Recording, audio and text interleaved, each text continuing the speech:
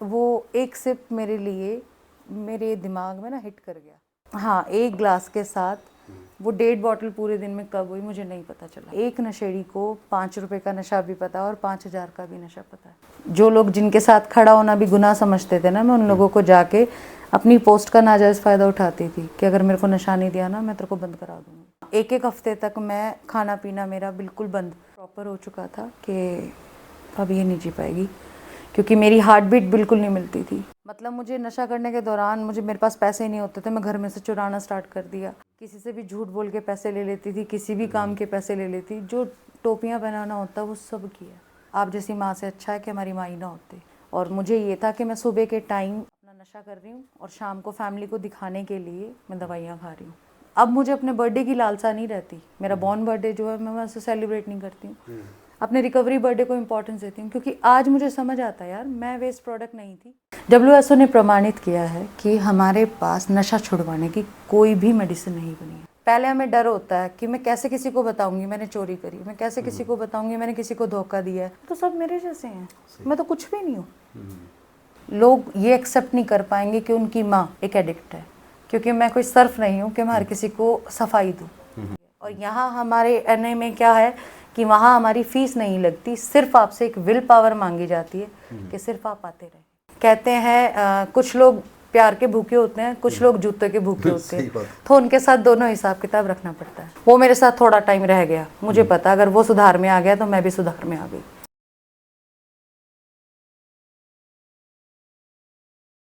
नशा शराब में होता तो नाचती बोतल, अक्सर ਇਹ ਗੱਲ ਕਹੀ ਜਾਂਦੀ ਹੈ, ਪਰ ਨਸ਼ਾ ਹੁੰਦਾ ਤਾਂ ਹੈਗਾ। ਨਸ਼ਾ ਨੁਕਸਾਨ ਤਾਂ ਕਰਦਾ ਹੈ। ਨਸ਼ਾ ਕਿਤੇ ਨਾ ਕਿਤੇ ਸਾਨੂੰ ਬਰਬਾਦ ਵੀ ਕਰਦਾ ਤੇ ਨਸ਼ਾ ਕਿਤੇ ਨਾ ਕਿਤੇ ਸਰੂਰ ਦਿੰਦਾ ਹੈ। ਸਾਰੀਆਂ ਚੀਜ਼ਾਂ ਤੋਂ ਹਟ ਕੇ ਜਿਹੜੇ ਲੋਕ ਨਸ਼ੇ 'ਚ ਲੱਗ ਜਾਂਦੇ ਨੇ, ਜਦੋਂ ਤੱਕ ਨਸ਼ਾ ਹੈ ਉਦੋਂ ਤੱਕ ਤਾਂ ਠੀਕ ਹੈ, ਜਦੋਂ ਤੱਕ ਸਰੂਰ ਹੈ ਉਦੋਂ ਤੱਕ ਤਾਂ ਠੀਕ ਹੈ। ਜਦੋਂ ਇਹ ਬੈਡ ਹੈਬਿਟ ਬਣ ਜਾਂਦੀ ਹੈ, ਮਾੜੀ ਆਦਤ ਬਣ ਜਾਂਦੀ ਹੈ, ਤੁਸੀਂ ਚੋਰੀਆਂ ਚਕਾਰੀਆਂ ਤੇ ਆ ਜਾਂਦੇ ਹੋ, ਝੂਠ ਬੋਲਣ ਲੱਗ ਜਾਂਦੇ ਹੋ, ਹਰ ਤਰ੍ਹਾਂ ਦਾ ਕ੍ਰਾਈਮ ਵੀ ਕਰ ਜਾਂਦੇ ਹੋ, ਉਦੋਂ ਨਸ਼ਾ ਮਾੜਾ ਹੈ। ਨਸ਼ਾ ਸੱਤਾ ਦਾ ਵੀ ਮਾੜਾ ਹੈ, ਤੁਹਾਨੂੰ ਪਤਾ ਕੀ ਕੁਛ ਹੋ ਜਾਂਦਾ ਹੈ। ਪਰ ਆਪਾਂ ਉਹਨਾਂ ਲੋਕਾਂ ਦੀ ਗੱਲ ਕਰਦੇ ਹਾਂ ਜਿਹੜੇ ਨਸ਼ੇ ਨੂੰ ਲੱਤ ਮਾਰ ਕੇ ਜ਼ਿੰਦਗੀ ਦੇ ਰਾਹ 'ਤੇ ਆ ਗਏ। ਸਾਡੇ ਨਾਲ ਸ਼ਾਮਲ ਹੈ ਪ੍ਰਿਆ। ਮੈਂ ਹਿੰਦੀ 'ਚ ਗੱਲ ਕਰੂੰਗਾ, ਥੋੜ੍ਹੀ ਬਹੁਤ ਪੰਜਾਬੀ ਵੀ ਚੱਲੂਗੀ। ਪ੍ਰਿਆ ਦਿੱਲੀ ਤੋਂ ਨੇ, ਲਗਭਗ 10 ਸਾਲ 11 ਸਾਲ ਇਹਨਾਂ ਨੇ ਕਈ ਤਰ੍ਹਾਂ ਦੇ ਡਰੱਗ ਲਏ।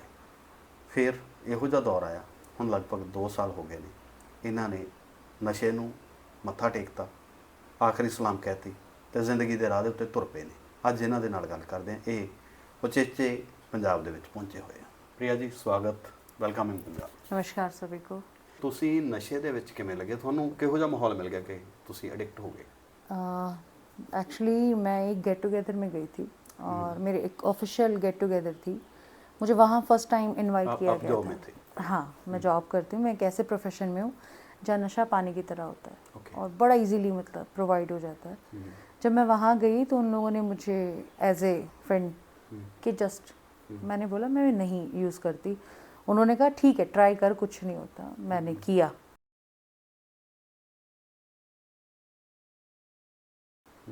वो फर्स्ट टाइम तो मेरे से झिला नहीं, वॉमिट कर दिया मैंने। उसके बाद ड्रिंक से? हाँ, स्टार्टिंग मेरी ड्रिंक से हुई थी। Okay. उसके बाद फिर तो वो एक सिप मेरे लिए मेरे दिमाग में ना हिट कर गया। फिर उसके बाद मुझे किसी मीटिंग में जाना है, अपने आप को एक्टिवेट करना है, किसी से लड़ना है, किसी को मुझे खुश होकर दिखाना है, कहीं शादी अटेंड करनी है, कहीं अपने आप को बहुत ज़्यादा ब्राइट दिखाना है, एडवांस दिखाना है। वो एक हाँ, एक ग्लास के साथ वो 1.5 बॉटल पूरे दिन में कब हुई मुझे नहीं पता चला। 1.5 बॉटल? 1.5 बॉटल स्कॉच विस्की और वोडका टाइप? नाम तो मैं नहीं ले सकती, कोई बट मतलब हाँ ये छोटे से होके वो पूरा आ गया। फिर जब मेरा उससे भी काम नहीं चलने लगा, उसके बाद मैंने सबसे पहले मेडिकल स्टार्ट करा। और मेडिकल स्टार्ट करने के बाद मेरे साथ ये हुआ कि मैं मेरी मेड से मंगवाने लग गई। फिर मैं पहले अल्कोहल स्टार्ट करती, उसके बाद फिर मेडिकल नशा करने लग गई। वो स्लो पॉइज़न मेरी बॉडी को ना अंदर ही अंदर ख़त्म करना शुरू कर दिया था उसने, क्योंकि जब तक मैं यूज़ नहीं करती थी मेरी सिचुएशन ये हो गई थी कि मैं फ्रेश भी नहीं हो सकती थी बिना यूज़ करे। और सिचुएशन ये आ गई कि कहते हैं एक नशेड़ी को 5 रुपए का नशा भी पता और 5,000 का भी नशा पता है। मैं उस लेवल तक गिर चुकी थी। जो लोग जिनके साथ खड़ा होना भी गुनाह समझते थे ना, मैं उन लोगों को जाके अपनी पोस्ट का नाजायज़ फ़ायदा उठाती थी कि अगर मेरे को नशा नहीं दिया ना मैं तेरे को बंद करा दूँगी, ये चीज़। फिर उसके बाद इंजेक्शन तक पहुँच चुकी थी मैं, ये चीज़ हुई है मेरे साथ। फैमिली ਨੂੰ ਕਦੋਂ पता लगे? फैमिली को तब पता चला जब एक फ़ीमेल प्रॉब्लम जो होती है हर महीने मेरी वो बंद हुई, मेरे को आंखों से दिखना बंद हो गया था।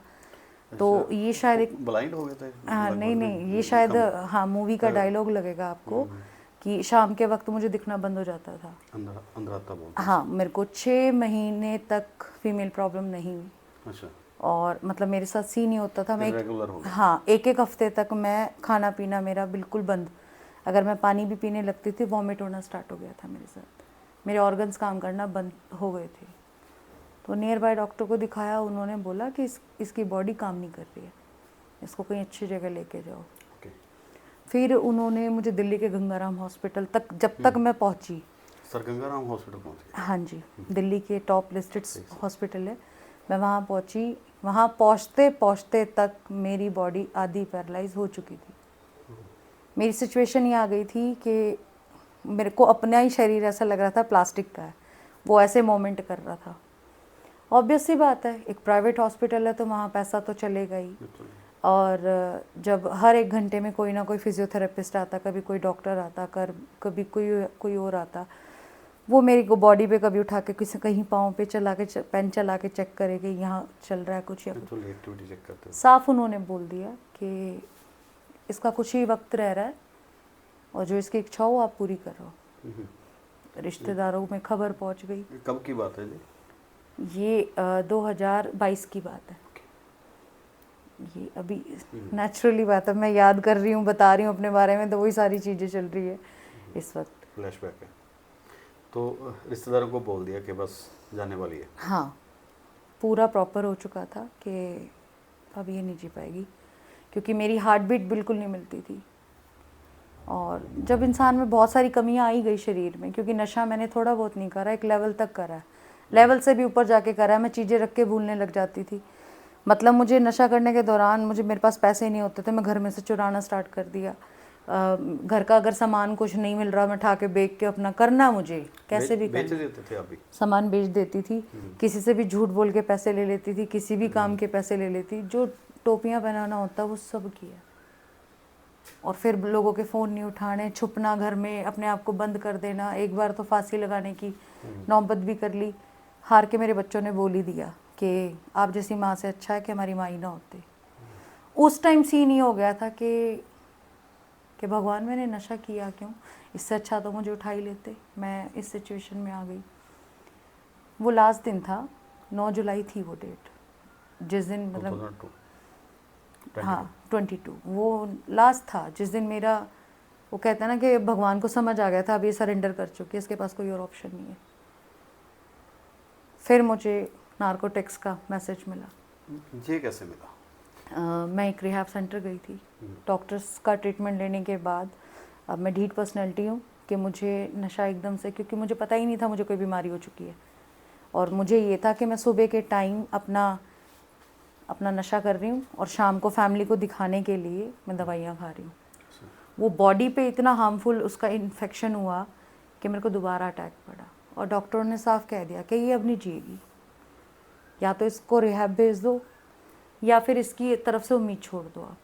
मेरी फैमिली ने मुझे जब सेंटर भेजा, मुझे ये तक याद नहीं था कि उस दिन सैटरडे था या जो भी दिन था। मुझे सिर्फ ये याद था कि आज मेरे दोनों बच्चे घर थे और छुट्टी थी, बस इतना ध्यान था, इससे ज़्यादा कुछ नहीं था। सेंटर में जाने के बाद मतलब मेरे इतने ब्लैकआउट हो चुके थे कि जब मैं सेंटर गई ना, मतलब मेरा महीना जब होने वाला था तो महीने में क्लीन डेट बनाते हैं एक, तो मैंने पूछा, मैं कहा सबकी क्लीन डेट आती है, मुझे यही नहीं पता मैं कौन सी तारीख को आई हूँ।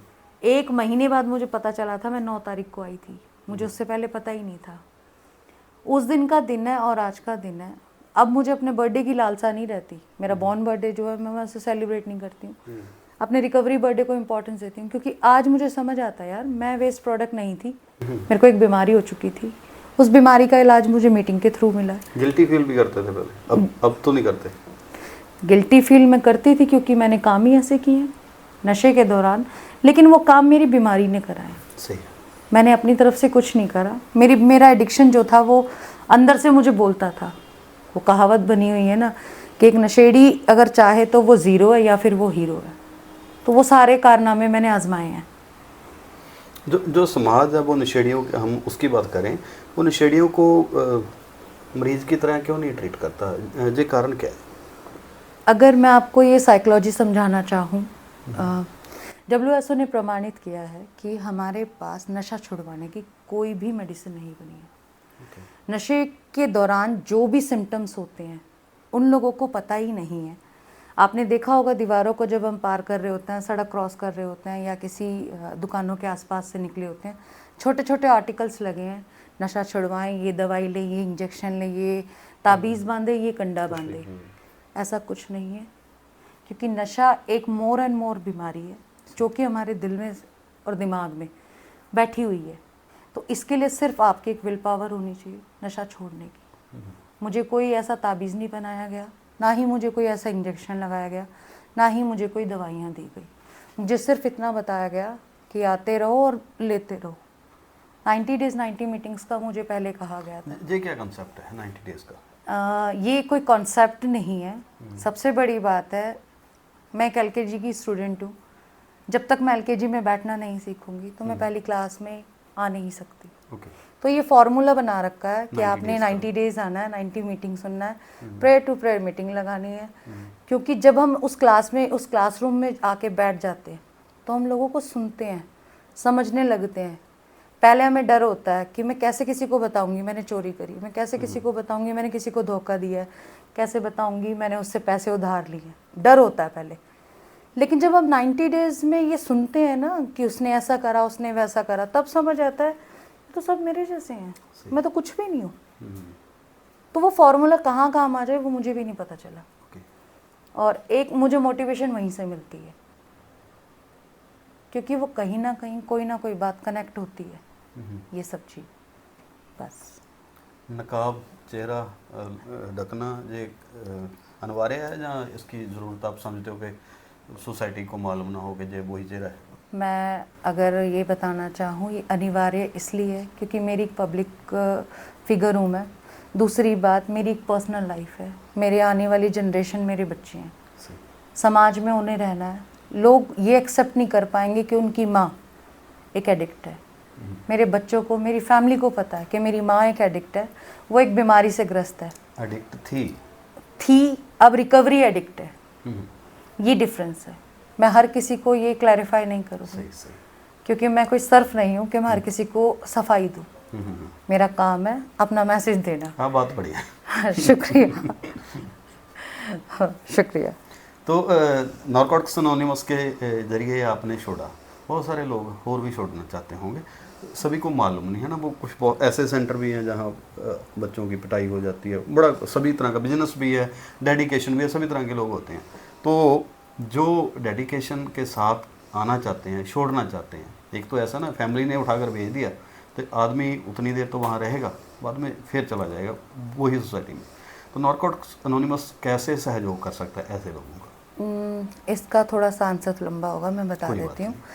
रीज़न ये है, जब हम नारकोटिक्स एनोनिमस तो बहुत बाद में आता है। जब बच्चा सेंटर में जाता है तो वो पहले 1 से 1.5 महीना रिजाइनमेंट में ही पाल देता है कि मैं, क्योंकि वो एक्सेप्ट नहीं कर पाता ना मैं एक एडिक्ट हूँ।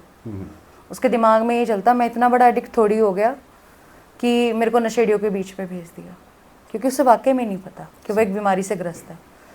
उसके जैसे तैसे करके 3 महीने जब वो वहाँ कटते हैं, उसके बाद उसे समझ आने लगता है कि हाँ भाई मुझे कोई बीमारी हुई है और इसका इलाज पॉसिबल है। फिर उसको कहीं ना कहीं मैसेज मिलता है नारकोटिक्स एनोनिमस का, उसे समझाया जाता है। क्योंकि हम जैसे लोग सेंटर्स में जाते हैं, वहाँ हम लोग HNI वगैरह करके आते हैं, तो हम लोग उन्हें मैसेज कन्वे करते हैं कि आप मीटिंग से जुड़े। ये मीटिंग्स फ्री ऑफ कॉस्ट होती है। आपने देखा होगा जब हम ट्यूशन की फ़ीसें भरते हैं तो वहाँ बच्चा दिमाग में और दिल में ये बात रखता है कि मेरे माँ बाप ने पैसा भरा है, उनको अपने वक्त की वैल्यू पता होती है। और यहाँ हमारे NA में क्या है कि वहाँ हमारी फ़ीस नहीं लगती, सिर्फ आपसे एक विल पावर मांगी जाती है कि सिर्फ आप आते रहें। और रही बात इसकी कि सेंटर्स में पिटाई, कहते हैं कुछ लोग प्यार के भूखे होते हैं, कुछ लोग जूते के भूखे होते सही हैं, बात। तो उनके साथ दोनों हिसाब किताब रखना पड़ता है, ये चीज़ है। तो जो आदमी छोड़ना चाहता है, औरत छोड़ना चाहती है, आप और एनए वो कैसे सहयोग कर सकते हो? मैंने फ़िलहाल तो इस वक्त एनए को, मैं एनए से तो कुछ मैं कहूँगी नहीं कि भाई वो मुझे कुछ दे रहा है, मैं सिर्फ उनसे सीख रही हूँ और मैंने उसी के अंदर अपना प्रोफेशन भी बना लिया है। मैं उसमें साइकोलॉजी पढ़ रही हूँ इस वक्त, सेंटर्स में जाके काउंसलिंग करती हूँ। उसके अलावा मैं किसी की ज़िंदगी नहीं बदल सकती। मुझे इतना पता है कि मैंने अगर किसी एक इंसान को भी एनए का मैसेज दे दिया, वो मेरे साथ थोड़ा टाइम रह गया, मुझे पता अगर वो सुधार में आ गया तो मैं भी सुधार में आ गई। सही। बस। Thank you. Thank you so much, शुक्रिया।